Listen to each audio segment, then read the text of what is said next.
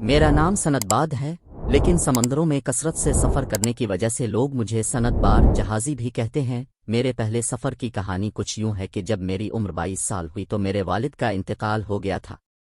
वो नेक और खुदा से डरने वाले इंसान थे। इसके अलावा वो अपने शहर के सबसे बड़े ताजिर भी थे। मुझे मीरास के तौर पर बहुत सा माल मिला। फिर वही हुआ जो ऐसे हालात में हुआ करता है। दौलत की फरावानी की वजह से मैं ऐश-वाशरत में पड़ गया।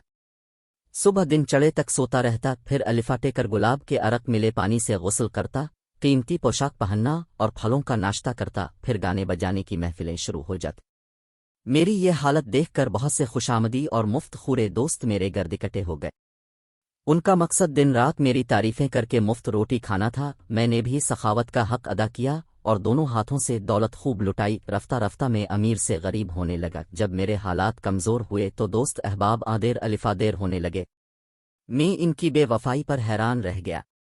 फिर एक दिन मुझे ख्याल आया कि यूं अपनी दौलत को ज़ाय करना दुरुस्त नहीं। घर में बैठकर खाओ तो कारून का खजाना भी ख़त्म हो जाता है। चुनांचे सोचा कि जो दौलत बाकी रह गई इसे तिजारत में लगाना चाहिए और जो नफ़ा हासिल हो इससे घर चिल्लाना चाहिए। अगले दिन मैंने अपना माल वासबाब बेचा और दूसरे ताजिरों के साथ अपने शहर की बंदरगाह से बसरा की तरफ रवाना हो गया। हम खलीज फारिस के रास्ते जज़ायर मशरिक के करीब से होते हुए आगे बढ़ रहे थे। दौरान सफ़र हम कई बंदरगाहों पर आतरी पिछला सामान बेचा और नया खरीदा। सब कुछ बिल्कुल ठीक था। एक दिन मौसम खुशगवार था। हमारा जहाज़ बड़ी तेज़ी से समंदर के सीने को चीरता हुआ आगे बढ़ रहा था। अचानक हमारे रास्ते में एक छोटा सा जजीरा आ गया। हमें मालूम भी न था कि हमारे साथ कुछ बारा होने वाला है। कप्तान इस जजीरे को देखकर बहुत हैरान हुआ और नक्शा निकाल कर देखने लगा और हैरत से बोला, नक्शे में तो इस जगह कोई जजीरा नहीं, मालूम नहीं ये कहाँ से आ गया, ये कोई जादू का जजीरा तो नहीं। हम सब इसकी ये बात सुनकर हंस पड़े।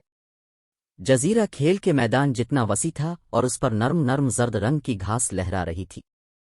कप्तान ने मल्लाहों को हुक्म दिया, बाद बान खोल दो और जहाज़ को जजीरे के करीब ले जाओ। फिर हमसे मुखातिब होकर कहने लगा, तुम में से जो मुसाफिर भी मुख्तसर वक्त के लिए जजीरे पर जाना चाहे इसे मेरी तरफ से इजाज़त है।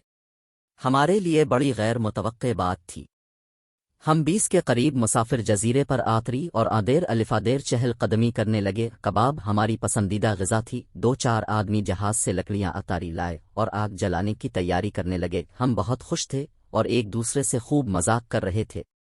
अभी कबाब भूनने शुरू किए थे कि जजीरे ने आहिस्ता आहिस्ता हिलना शुरू कर दिया। फिर देखते ही देखते जजीरा अपनी जगह से खासा हट गया। इसके बाद हमने शदीद झटका महसूस किया। हर शख्स यही समझा कि ज़लज़ला आ रहा है। इतने में जहाज़ के कप्तान की आवाज़ आई, जल्दी वापस आओ वरना मछली पानी में वापस चली जाएगी, जल्दी करो जल्दी।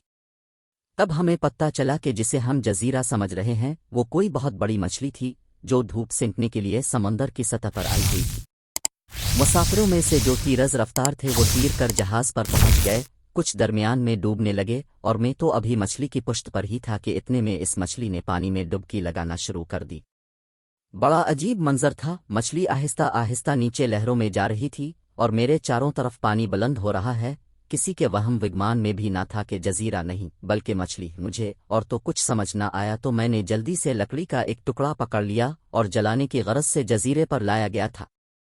आखिरी मंजर जो मैंने देखा ये था कि मल्लाहों का शोरगुल बरपा था और जहाज़ मुझसे दूर होता जा रहा था। इतनी बड़ी मछली के पानी में गौता लगाने की वजह से पानी में भौंचाल सा आ गया। सख्त घबराहट का वक्त था। मैंने मजबूती से लकड़ी को अपने दोनों बाजुओं में ले लिया और आंखें बंद कर ले।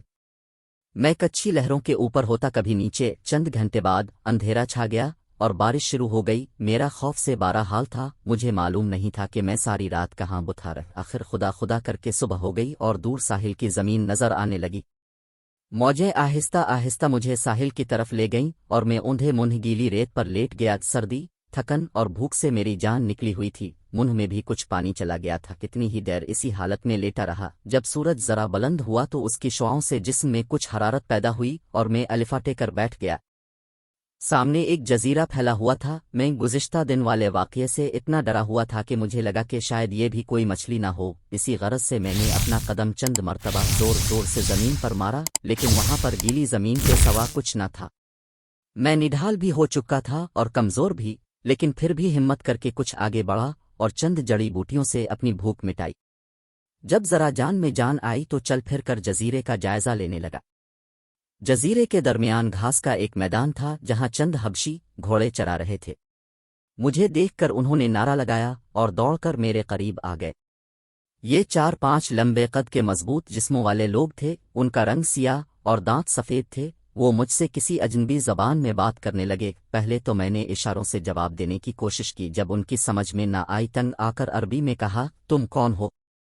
एक बूढ़ा हबशी आगे बढ़ा और मुझे अरबी में जवाब देने लगा, यही तो हम तुमसे पूछ रहे हैं कि तुम कौन और इस जजीरे पर कैसे आए हो। मैंने उन्हें अपनी सारी कहानी सुना दी।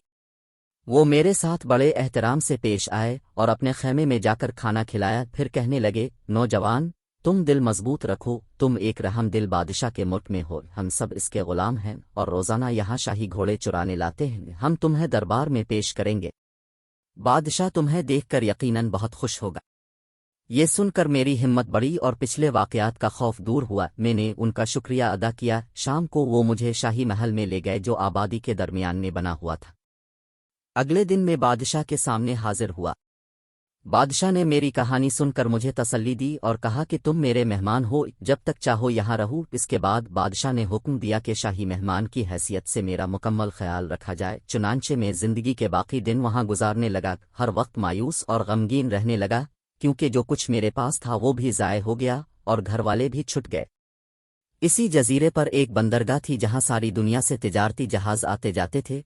बंदरगाह इतनी बड़ी थी कि लोगों के हुजूम की वजह से हर वक्त मेले का समा रहता था। मैं अक्सर औकात वहां चला जाता था और कुछ वक्त गुजार कर वापस चला आता।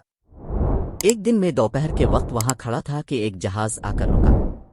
मल्लाहों ने लंगर डाल दिया और तिजारती सामान आतारना शुरू कर दिया। ताजिर अपना अपना सामान वसूल करके गोदामों में जाने लगे। अचानक मेरी नज़र चंद गट्ठों पर पड़ी जिन पर मोटे हरूफ से मेरा नाम लिखा हुआ था। इतने में मैंने कप्तान को ये कहते हुए सुना कि वो मल्लाहों को हुक्म दे रहा था, सनदबाद का सामान इधर अलहदा एक तरफ रख दिया, उसका सामान दूसरे सामान में ना मिलने पाए।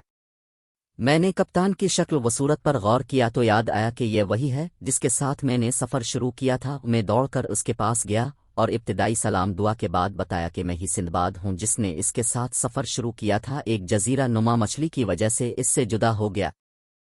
कप्तान ने मेरी बात का यकीन करने से इनकार कर दिया और कहने लगा कि जब मछली ने पानी में गौता लगाया तो सिंदबाद हमारी आंखों के सामने डूब गया था। मैंने इससे बहस की और कई निशानियां बताईं। आखिर वो मुतमईन हो गया और मेरा सामान मेरे हवाले कर दिया। मैंने सामान वहीं बंदरगाह के गोदाम में रखवाया और शाही महल की तरफ चल पड़ा। मेरा बस ना चलता था, वरना अलिफाड़ कर बादशाह के पास पहुंच जाता और इसे बताया कि मेरा तिजारती सामान इत्तेफाक से दोबारा मिल गया है। बादशाह को जब इस बात की खबर मिली तो वो भी खुश हुआ और मेरे लिए नेक ख्वाहिशात का इजहार किया। इसके बाद मैं चंद दिन मजीद इस जजीरे पर रुका, फिर बादशाह से इजाज़त लेकर रुखसत हुआ। इसने तोहफे तहाइफ देकर मुझे रवाना किया। इसके बाद मैं रास्ते में कई बंदरगाहों पर यात्रा, अपना पुराना माल बेचा और नया खरीदा। एक तवील मुद्दत के बाद मैं अपने शहर वापस लौटा। जब घर पहुंचा तो कबीले वालों ने मेरे पर तपाक खैर मुकद्दम किया और एक बहुत बड़ी ज़ियाफत भी की। मेरे साथ तिजारती सामान के तौर पर संदल की लकड़ी, मोर और बरगद के मर्तबान, लौंग, दारचीनी, गुलाब के इतरियात, काफूर, सोने चांदी के जेवरात, रेशम वर्क के कीड़े और बहुत से जवाहरात थे। ये सारा सामान हमारे शहर में हाथों हाथ लिया गया। मुझे तिजारत में तकरीबन 1 लाख सोने के सिक्कों का नफ़ा हुआ।